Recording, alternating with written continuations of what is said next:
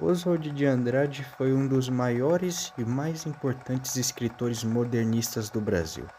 Isso não é para menos. O mesmo foi um dos idealizadores da Semana da Arte Moderna de 1922, que apresentou o modernismo neste país tupiniquim.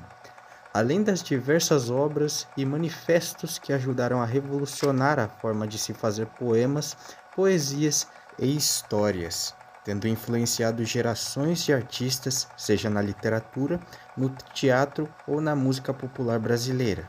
Apesar disso, o mesmo acabou caindo no esquecimento durante os anos 40, pois as pessoas não levavam mais a sério as suas ideias, algo que o acompanhou até a morte. Mas hoje em dia ele é relembrado seja pelos seus poemas ou por suas diversas obras. Esta é a história de um poeta que se casou 3 vezes, venceu o ostracismo após a morte e tornou-se uma das mais importantes personalidades deste país.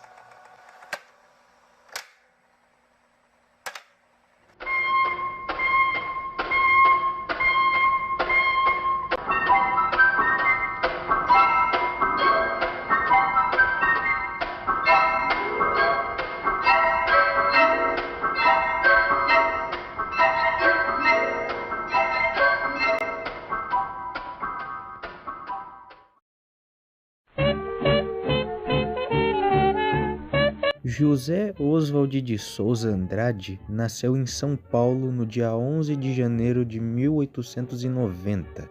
Nessa época, o Brasil já era uma república sob a presidência de Marechal Deodoro da Fonseca.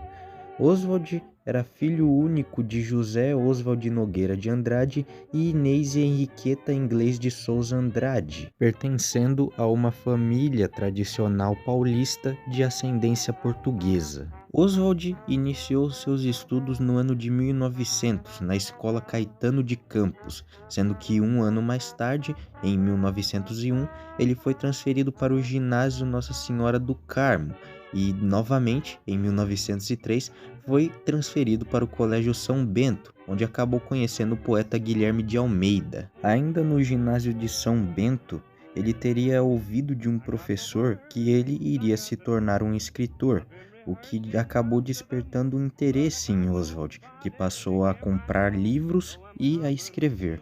Concluídos os estudos em 1908, em 1909 Oswald passa a trabalhar no Diário Popular, onde publica seu primeiro artigo, de nome Penado, que cobria e reportava a viagem do presidente Afonso Pena, o sexto presidente da República, aos estados do Paraná e Santa Catarina. Em 1911, Oswald funda a revista O Pirralho.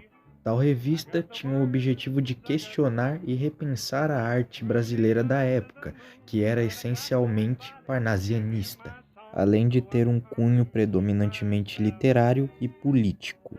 Além disso, o jornal era dirigido também pelos escritores Alcântara Machado e João Bananeri, este nascido na longínqua cidade de Pindamonhangaba. O jornal também contava com a colaboração de diversas celebridades importantes, como, por exemplo, a do pintor Di Cavalcanti. No ano de 1912, enquanto fazia um curso de direito, Oswald teve que interromper o mesmo para fazer a sua primeira viagem para a Europa, passando por países como Espanha, Itália e França, onde teve contato com as ideias e vanguardas modernistas, como o Manifesto Futurista do pintor italiano, nascido no Egito, Filippo Marinetti.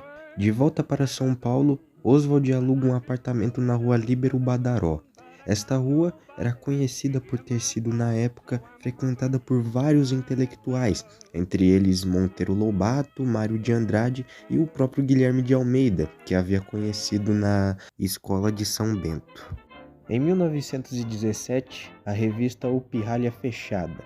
Oswald era um homem bem revolucionário, sempre procurava agitar o meio artístico. Dessa forma, ainda no ano de 1917, em sua coluna no Jornal do Comércio, ele defendeu a pintora Anita Malfatti das duras críticas que a mesma sofreu de Monteiro Lobato. Em 1918, Oswald termina e se forma em Direito pela Faculdade de São Paulo, mas ele nunca chegou a advogar.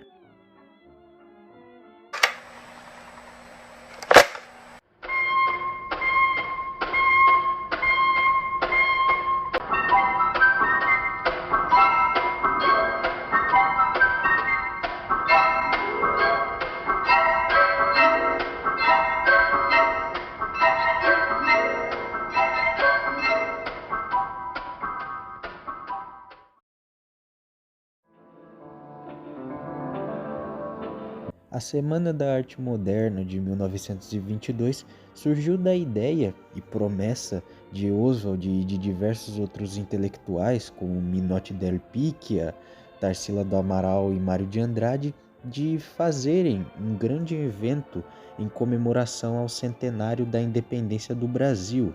Mário de Andrade e Oswald iniciaram uma amizade e juntos eles representaram a principal liderança durante o evento e também para a implantação do ideal modernista no Brasil.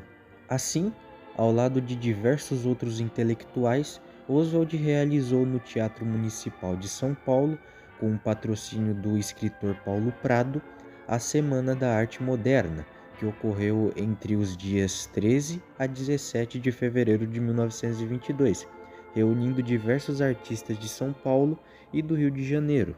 Oswald acompanhou de perto e intensamente os eventos que sucederam à Semana da Arte Moderna, sendo que no primeiro dia eles foram vaiados, todos foram vaiados. No segundo dia do evento, houve a leitura do poema Os Sapos, do Manuel Bandeira, por parte do poeta Ronald de Carvalho, só que novamente o público vaiou. O público apenas cessou a sua vaia quando a pianista Guiomar Novaes, muito respeitada pelo público, começou a se apresentar. Por fim, no terceiro dia houve apenas música, com a grande apresentação do maestro Heitor Villa-Lobos, que curiosamente, quando foi tocar, estava com um sapato em um pé e um chinelo em outro. Muitos acharam essa atitude muito modernista, porém foi evidenciado que ele estava apenas com um calo no pé. Com o fim da semana de 1922, Oswald vai para a Europa novamente, sendo que ele regressa para o Brasil em 1924, onde publica o seu primeiro manifesto, o Manifesto da Poesia Pau-Brasil. O Manifesto da Poesia Pau-Brasil, ou apenas o Manifesto Pau-Brasil, foi feito em tom de festa e de paródia, influenciada pelo cubismo e o futurismo. No manifesto, Oswald expressa seu desejo de que a cultura brasileira passasse a ser uma cultura de exportação, como ocorreu com o pau-brasil exportado pelos portugueses. Ele foi exportado para a Europa, pois o pau-brasil possuía uma tinta de cor avermelhada, que servia para tingir tecidos caros. E era uma carga que precisava ser transportada através do Brasil, assim, para mostrar ao Brasil o quanto o seu não atraso, mas o seu desconhecimento de uma cultura mais universal e da sua própria cultura brasileira também. Assim, trocando em miúdos para o fácil entendimento, Oswald queria uma poesia totalmente brasileira e que não devesse nada para a Europa. Outro manifesto importante feito por Oswald foi o Manifesto Antropofágico, ou Antropófago. Ele foi publicado pela primeira vez em 1928, na primeira edição da Revista de Antropofagia, fundada por Oswald. Esse manifesto ajudou na formação do movimento antropofágico brasileiro. O manifesto possui uma linguagem majoritariamente metafórica. Nela, Oswald expõe suas ideias em tom bem-humorado, utilizando diversas teorias propostas por diversos pensadores, como Karl Marx, Freud, Rousseau, André Breton, Montaigne, Francis Picaiba e Keyserling, combinando as ideias desses autores à sua própria ideologia. Oswald, em seu manifesto, volta para os primórdios do Brasil e da sua formação cultural, expondo a mistura da cultura primitivista com a cultura latina, que foi formada pelos colonizadores europeus, além da atribuição errônea que os colonizadores faziam do selvagem como um ser agressivo. Oswald expõe no seu manifesto o seu desejo de resgate da cultura primitivista, porém, ele não se opõe à sociedade moderna e industrial, propondo que essa sociedade deve ter cautela para não absorver aspectos culturais de ontem, dessa forma não se sobrepondo à cultura primitivista, e que também que haja um cuidado ao absorver a cultura de outros lugares, para que não haja o risco de absorverem o que não é necessário, e assim não fazerem com que a cultura brasileira se torne uma mistura de culturas do exterior. Isso é algo parecido com o que faziam as tribos indígenas brasileiras antes da colonização. Após terem derrotado seus inimigos, eles os sacrificavam para consumir sua carne. Eles não faziam isso como uma forma de se alimentarem, mas como uma forma de pegarem as qualidades do inimigo por meio da sua carne, descartando o resto. Tende piedade. Os índios não praticavam a piedade, mas o desprezo. Randstad salvou-se porque chorou. O vosso bispo Sardinha, machão, foi comido. Não no sentido correto, é claro. Brasileiros! Só a antropofagia nos une. Somos todos antropófagos! Além de manifestos, Oswald também fez diversas obras, nas quais as que valem ser citadas aqui são Memórias Sentimentais de João Miramar e a peça teatral O Rei da Vela. O enredo se desenvolve por meio da personagem principal, que é justamente João Miramar, que é uma espécie de caricatura do homem paulistano, de família de classe alta. Miramar é um herdeiro da cultura cafeeira, totalmente desinteressado na cultura brasileira e grande admirador do estrangeiro. A trama vai se desenrolando entre amizades, romances, acontecimentos históricos, traições e mortes, terminando com Miramar interrompendo as suas memórias em respeito à sua falecida esposa. O Rei da Vela foi escrito nos embalos da crise de 1929. Ela aborda a valorização da indústria nos anos 30 durante o governo do presidente Getúlio Vargas, exaltando o fim da aristocracia e a ascensão da burguesia em um período de grande transformação no cenário brasileiro.